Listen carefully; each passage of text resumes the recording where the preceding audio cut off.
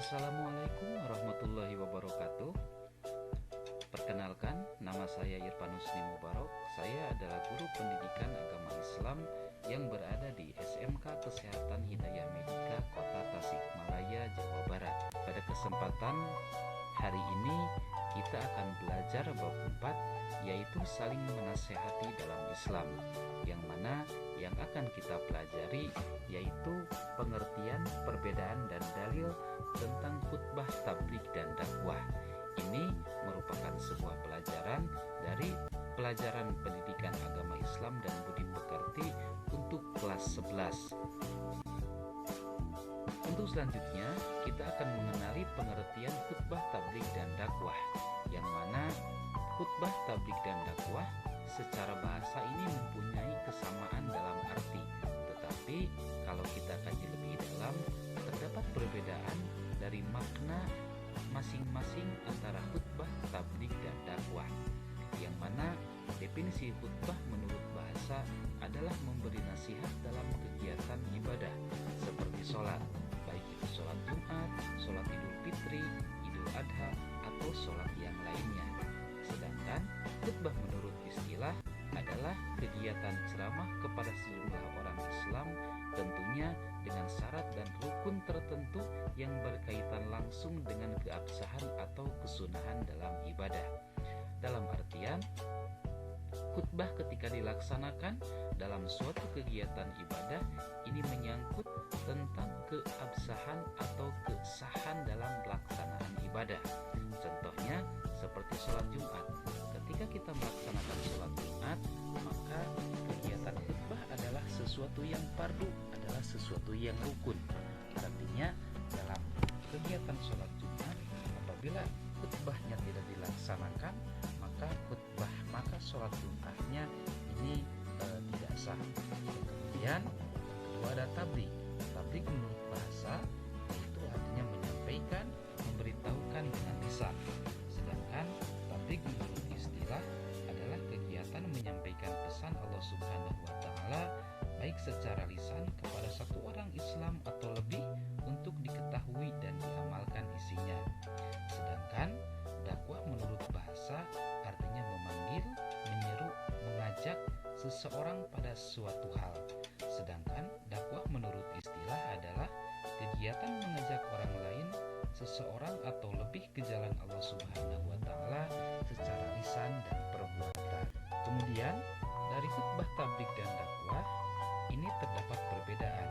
Pertama, perbedaan dalam khutbah yaitu khutbah merupakan memberi nasihat dalam kegiatan ibadah, seperti yang dikemukakan tadi bahwa dalam kegiatan ibadah khutbah merupakan salah satu syarat untuk tercapainya suatu keabsahan dalam pelaksanaan ibadah. Sedangkan tabligh berbeda dengan khutbah. Kalau tabligh ini hanya menyampaikan atau memberitahukan dengan lisan saja. Kemudian kalau dakwah ini hanya memanggil, menyeru, dan mengajak pada suatu hal kepada orang lain, tentunya dalam hal kebaikan. Jadi terdapat perbedaan antara khutbah, tabligh, dan dakwah. Kalau khutbah ini merupakan memberi nasihat dalam kegiatan ibadah, kalau tabligh hanya menyampaikan atau memberitahukan kepada orang lain tentang hukum-hukum atau ilmu-ilmu baik itu yang bersumber dari Al-Quran atau As-Sunnah. Kemudian kalau dakwah hanya memanggil, mengajak, dan menyeru kepada orang lain untuk melaksanakan perbuatan kebaikan. Nah, dalam pelaksanaan khutbah, kenapa khutbah itu ada? Kenapa khutbah itu dilaksanakan? Karena khutbah itu merupakan rangkaian ibadah tertentu. Misalnya khutbah dalam sholat Jumat, sholat Id, atau sholat istisqa, ya, sehingga khutbah diadakan karena khutbah dilaksanakan karena khutbah merupakan salah satu syarat untuk keabsahan dalam suatu ibadah. Yang kedua, kenapa khutbah itu dilaksanakan? Khutbah dilaksanakan itu karena adanya keterkaitan antara khutbah dengan fenomena alam tertentu. Misalkan terjadinya gerhana bulan atau terjadinya gerhana matahari. Sehingga dalam ketika terjadi gerhana bulan atau terjadi gerhana matahari, maka ini disunahkan untuk melaksanakan khutbah. Yang ketiga, perlunya pendalaman dalam pelaksanaan jenis ibadah tertentu, misalkan contohnya seperti khutbah nikah. Nah, dalam pelaksanaan khutbah nikah ini tidak wajib, ini tidak fardu, hanya saja untuk mendalami dalam pelaksanaan ibadah dalam pernikahan, maka disunahkan untuk melaksanakan khutbah. Yang kedua, sebab-sebab tabligh. Kenapa tabligh dilaksanakan? Karena adanya perintah untuk bertabligh sebagaimana hadis Nabi Shallallahu Alaihi Wasallam yang diriwayatkan oleh Imam Bukhari yang artinya sampaikanlah dariku meskipun satu ayat. Nah, ini menjadi sebab atau menjadi faktor akan pentingnya kita melaksanakan tabligh. Yang kedua, karena adanya perintah untuk memberikan peringatan kepada orang lain sebagaimana yang sudah Allah jelaskan dalam Al-Quran surat Az-Zariyat ayat 55. Dan yang ketiga, kenapa dakwah itu ada? Kenapa dakwah itu perlu dan harus kita laksanakan? Karena pertama, adanya perintah untuk menjadi orang yang beruntung sebagaimana dalam Al-Quran surat Al-Imran ayat 104. Dan yang kedua, karena adanya perintah untuk bertanya kepada ahli ilmu sebagaimana dalam Al-Quran surat An-Nahl ayat 43. Nah, jadi ketika khutbah tabligh dan dakwah itu dilaksanakan karena ada suatu kepentingan, ada suatu keharusan dalam pelaksanaan ibadah kita kepada Allah Subhanahu wa taala. Kemudian, dalil tentang perintah khutbah. Yang pertama, khutbah harus mengikuti ajaran Rasul sebagaimana yang telah difirmankan oleh Allah Subhanahu wa taala dalam Quran surat An-Nisa ayat 115 yang berbunyi Bismillahirrahmanirrahim wa may yushaqiqir rasula min ba'di ma tabayyana lahul huda wa yattabi' ghayra sabilil mu'minina nuwallihi ma tawalla wa nuslihi jahannam wa sa'at masira, yang artinya, dan barang siapa menentang Rasul setelah jelas kebenaran baginya dan mengikuti jalan yang bukan jalan orang-orang mukmin, kami biarkan dia dalam kesesatan yang telah dilakukannya itu, dan kami akan memasukkan dia ke dalam neraka jahanam, dan itu seburuk-buruk tempat kembali. Nah, ini merupakan salah satu dalil tentang keharusan kita mengikuti Rasul dalam berkhutbah, dalam melaksanakan kegiatan ibadah. Sehingga dalam kita melaksanakan kegiatan ibadah, maka kita harus mengikuti terhadap apa yang telah dicontohkan oleh Rasulullah Shallallahu Alaihi Wasallam. Yang kedua, dalil tentang perintah tabligh, ya, terdapat dalam surat Az-Zariyat ayat 55, Bismillahirrahmanirrahim, wa dzakir fa inna dzikra tanfa'ul mu'minin, yang artinya, dan tetaplah memberi peringatan karena sesungguhnya peringatan itu amat bermanfaat bagi orang-orang yang mukmin. Nah, ini merupakan dalil tentang perintah tabligh yang ada dalam Al-Quran surat Az-Zariyat ayat 55. Kemudian, selain dalam ayat Al-Quran, tabligh juga terdapat dalam hadis Rasulullah Shallallahu Alaihi Wasallam yang diriwayatkan oleh Imam Bukhari. Bismillahirrahmanirrahim.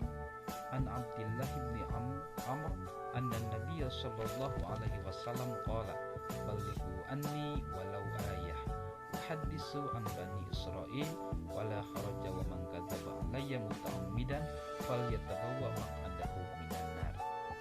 Ini merupakan salah satu hadis tentang perintah tabligh yang mana intisari dari hadis ini adalah kata Rasul, ballighu anni walau ayah, sampaikanlah dariku, sampaikanlah yang datang dariku meskipun satu ayat. Dalam artian, ketika Rasulullah SAW menyampaikan satu hadis, maka kita harus menyampaikannya juga kepada orang lain.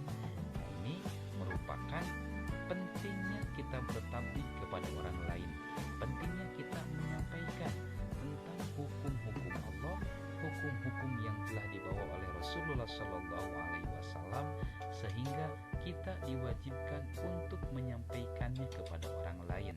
Jangan sampai ilmu tersebut hanya dimiliki oleh diri kita sendiri, tetapi kita tidak mau mengamalkan kepada orang lain. Nah, maka di sini ditekankan kita untuk selalu beramal terhadap ilmu yang telah kita miliki, diamalkan kepada orang lain. Yang selanjutnya yaitu dalil tentang dakwah.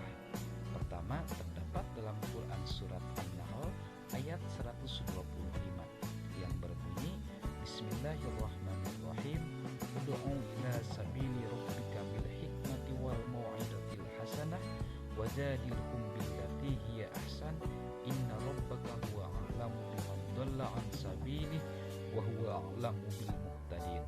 Yang artinya, serulah manusia kepada jalan Tuhanmu dengan hikmah dan pelajaran yang baik, dan bantahlah mereka dengan cara yang baik pula. Sesungguhnya Tuhanmu dialah yang lebih mengetahui tentang siapa yang tersesat dari jalannya, dan dialah yang lebih mengetahui orang-orang yang mendapat petunjuk. Nah, ini merupakan dalil tentang pentingnya kita melaksanakan dakwah. Dalam dalil ini ditegaskan pula bahwa metode dalam dakwah yaitu harus dengan cara-cara hikmah dan cara-cara yang bagus, cara-cara yang baik, cara-cara yang sopan, cara-cara yang santun, supaya apa yang kita sampaikan, apa yang kita dakwahkan kepada masyarakat atau kepada orang lain dapat dilaksanakan dengan baik dan dapat dituruti.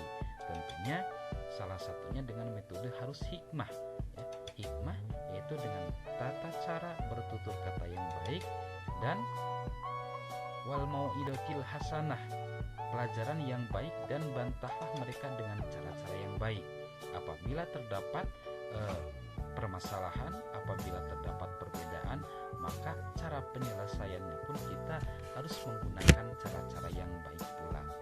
Kemudian dalil tentang dakwah terdapat dalam Quran surat Ali Imran ayat 104 yang berbunyi, Bismillahirrahmanirrahim, wal takum minkum ummatun yad'una ilal khair wa ya'muruna bil ma'ruf wa yanhauna 'anil munkar wa ulaika humul muflihun. Yang artinya, dan hendaklah di antara kamu ada segolongan orang yang menyeru kepada kebajikan, menyuruh berbuat yang ma'ruf dan mencegah dari yang munkar, dan mereka itulah orang-orang yang beruntung. Terdapat dalam Quran surat Ali Imran ayat 104. Ini merupakan salah satu dalil tentang dakwah, yang mana dari ayat ini kita diwajibkan untuk berdakwah, untuk menyeru kepada kebaikan, mengajak kepada jalan yang baik, mengajak kepada jalan yang baik untuk beribadah kepada Allah Subhanahu wa Ta'ala, dengan senantiasa melaksanakan amar ma'ruf, menyuruh kepada kebaikan, dan nahyil munkar, yaitu mencegah dari perbuatan-perbuatan yang jelek, perbuatan-perbuatan yang tidak diridhoi oleh Allah Subhanahu wa Ta'ala. Maka apabila kita mampu melaksanakan amar ma'ruf, kita mampu melaksanakan memerintah atau menunjukkan atau berdakwah kepada orang lain untuk meningkatkan ibadah kepada Allah Subhanahu wa Ta'ala, dan kita mampu mencegah orang lain dari perbuatan-perbuatan yang jahat, perbuatan-perbuatan yang munkar, maka insya Allah kita akan tergolong kepada ulaika humul muflihun, tergolong kepada orang-orang yang sangat beruntung. Tentunya bukan hanya saja beruntung di akhirat, tetapi sekarang pun di dunia kita akan menjadi orang-orang yang beruntung. Dalam artian kita akan senantiasa mendapatkan keberkahan dari Allah Subhanahu wa Ta'ala, buah dari kita melaksanakan amar ma'ruf nahi munkar, buah dari kita melaksanakan dakwah kepada orang lain. Nah, dalam berdakwah ini terdapat beberapa pola yang bisa kita laksanakan. Pertama, ada dakwah bil lisan, yaitu dakwah yang dilakukan dengan lisan. Dakwah yang dilakukan dengan lisan bisa melalui ceramah, sarasehan, dan lain-lain. Ya, ini merupakan dakwah yang dilaksanakan dengan tulisan. Kita berdakwah, kita mengajak, kita menyuruh, kita menunjukkan dengan ucapan, dengan perkataan. Ini merupakan cara dakwah yang dilakukan dengan lisan. Kemudian ada dakwah bil kitabah. Dakwah bil kitabah ini adalah dakwah yang dilakukan dengan menggunakan media tulis, atau kalau di zaman sekarang kita bisa menggunakan atau memanfaatkan media sosial. Tentunya ketika kita memiliki sebuah aplikasi medsos, ya, media sosial, baik itu WA atau yang lainnya, ketika kita mengupdatekan satu status dalam WA, maka itu termasuk ke dalam dakwah bil kitabah, ya, termasuk dalam dakwah bil kitabah, karena kita mengajak, kita menyuruh, kita membawa orang lain ke dalam kebaikan melalui media tulisan, sehingga orang lain akan membaca terhadap tulisan-tulisan kita. Nah, itu pun termasuk dalam pola berdakwah yang bisa kita laksanakan. Dan yang ketiga, yaitu pola dalam berdakwah itu ada dakwah bilhal, yang artinya dakwah dengan perbuatan, dakwah dengan perbuatan, sehingga kita memberi contoh terlebih dahulu kepada orang lain, dan itu merupakan suatu uswah hasanah atau contoh yang baik, suri tauladan yang baik, sehingga dari kita melaksanakan dakwah bilhal, orang lain akan lebih gampang untuk mengikuti atau menuruti setiap apa yang kita ucapkan, setiap apa yang kita ajak kepada orang lain. Itu merupakan pelajaran kita pada hari ini, yaitu pengertian khutbah tabligh dan dakwah, perbedaan khutbah tabligh dan dakwah, dan dalil-dalil yang berkaitan dengan khutbah tabligh dan dakwah. Sekian, terima kasih.